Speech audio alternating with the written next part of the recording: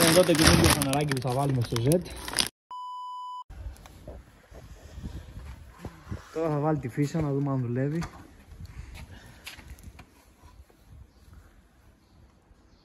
Έχει λάμπες μέσα το φανάρι, Σπύρο?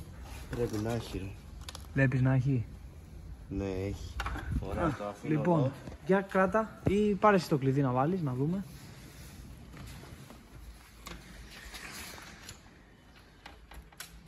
Όπο. Δουλεύει σαν πλάστο στόμπ, ρε. Είναι μπερδεμένα, θέλουν φτιάξιμο. Για να δω. Ναι, θέλουν φτιάξιμο. Τώρα ο καθένας στην καλωδίωση πρέπει να πάρει ένα δοκιμαστικό, να ανάβει π.χ. το flash, να δει που δίνει ρεύμα. Εδώ πέρα το φανάρι το βιδώνουμε με αυτές τις δύο βίδες που έχει, το περνάμε από την πίσω μεριά που είναι κομπλέ.